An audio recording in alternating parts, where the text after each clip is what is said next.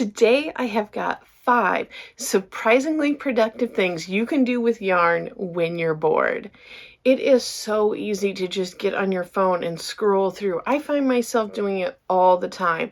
I absolutely love Instagram, but it's so easy just to start flipping on there and just going through and really accomplishing nothing. And then the next thing you know, an hour has gone past. Sometimes I even do the same thing on YouTube where I'm not even watching videos. Like I'm just looking at the thumbnails and it makes no sense.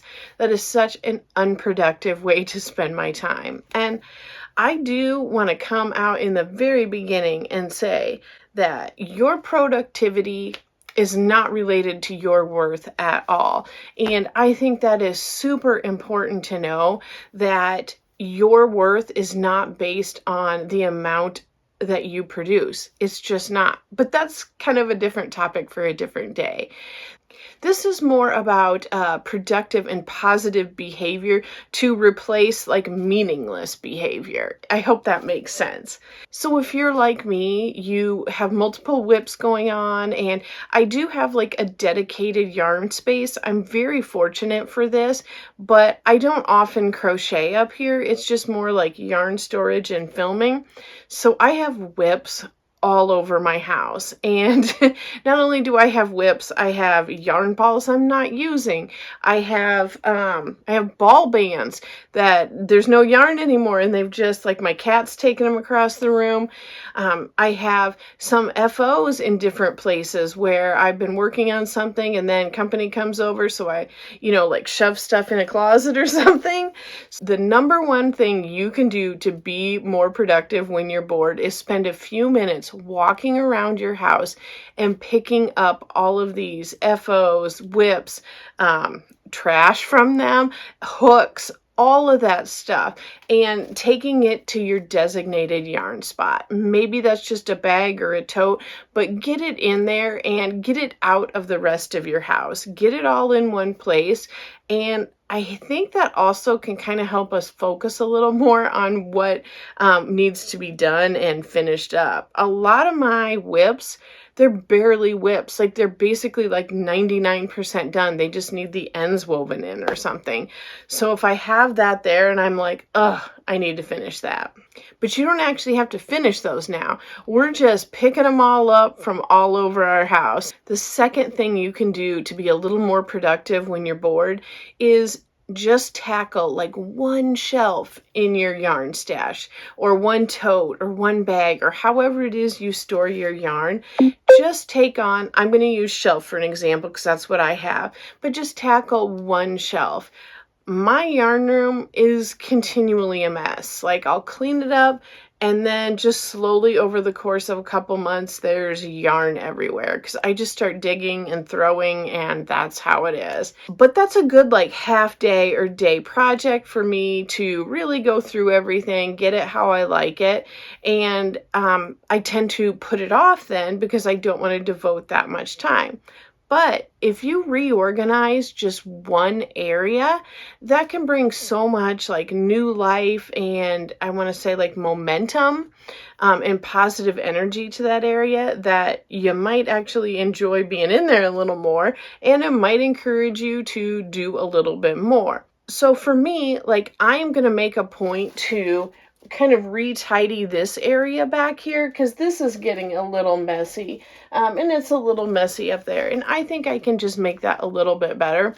I've also got a shelf that has both books and yarn on it over there, and I've pulled some stuff out, and at one point it was nice and color-coded, but it's not anymore.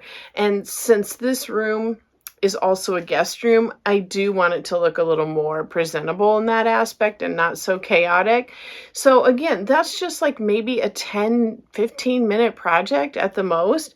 But I am assuming, knowing myself, once I start seeing a little bit of progress, then the next time I'm bored, maybe it's the next day or a few days later, or the next weekend, I can like remember, okay, you know what? You felt really good. You felt a sense of accomplishment and it was super easy and you got to like handle yarn, which is super fun. So just tackle one shelf and see how you feel.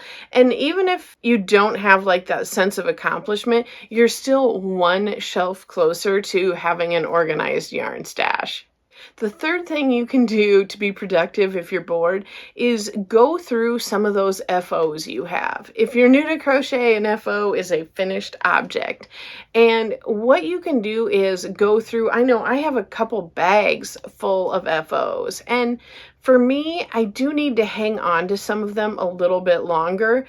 Like I have done a couple videos on drops yarn, so I am slowly going through some of my drops projects and compiling them so that at a certain point I can just show you how all of these drops yarns panned out, how they look put together, and what I thought of them. So I do have to keep my FOs a little bit longer.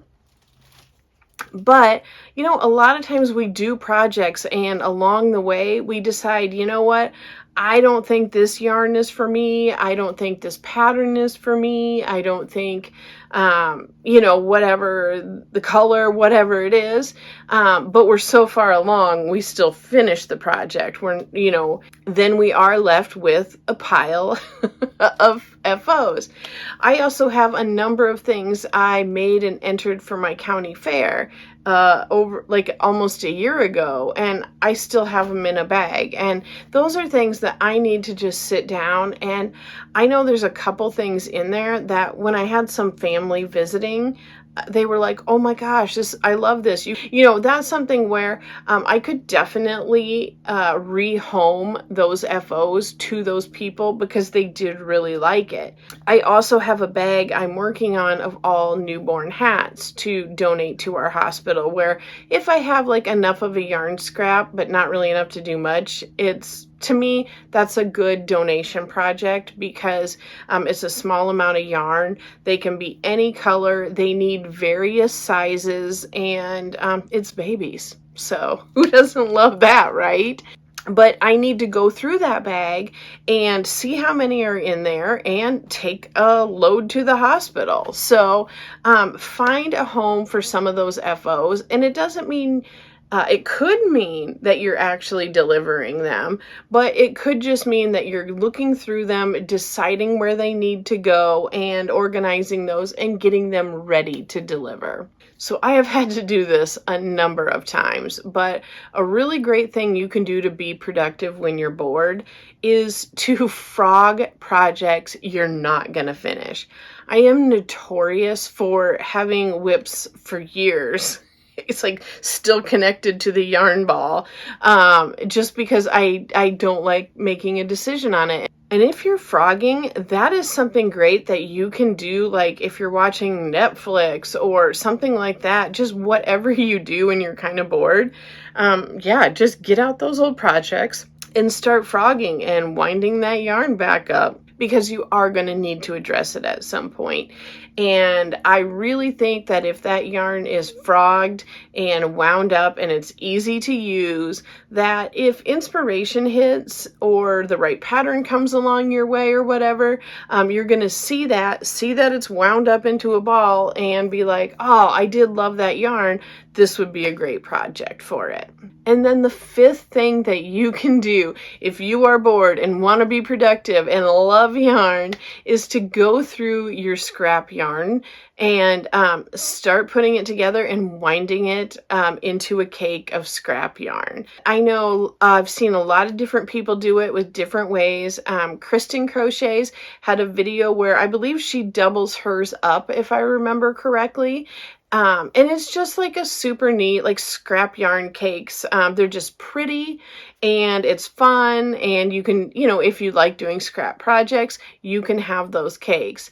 It's also something where if you just want to have them like out on display for fun because they're pretty, that is also a great thing you can do with scrap yarn cakes. I have a yarn cake winder, and it's just from Amazon. It's nothing crazy or expensive, but I will go ahead and link that in the description box. And then the bonus tip that I have, and not everyone is like this, but I still like paper and pen. Like, I still like writing stuff down. I know people put everything in their phones these days, but I like seeing stuff on paper, and I use a paper planner. And one of the things that I like to do, if it's not so much if I'm feeling bored, but maybe feeling like a little bit angsty or anxious or something, is to sit down and write down, like, what are some of the recent crochet successes I have had? Has a couple projects worked out really good? Was I able to use up several skeins of yarn I'd been wanting to use? You know, things like that that are wins. Write those down. Like, it's important to look at those, and it definitely helps like boost your positivity. Then write down, what are some of your upcoming goals with your yarn? Do you have a certain yarn you want to do? Do you want to prioritize a certain project? Like, what is it? Like, what is that goal? Just take a few minutes and write that down, and kind of help solidify that in your mind, that those are your goals and it's something you want to aspire to in the next day or week or month or whatever. And just keep that in mind. Like I said, I am all for just zoning out, watching Instagram or YouTube or whatever, and I don't think there's anything wrong with that. But I have found sometimes the longer I'm on those things, like, I kind of feel icky inside, and I just kind of want to replace that with some more positive vibes, and I feel like that's something you might want as well. So let me know if there's another tip or trick or hack or whatever you want to call it, of something that you do when you just want to spend a couple minutes doing something with your yarn. I hope you have a very positive day, and I appreciate you spending time with me and talking yarn with me. Bye.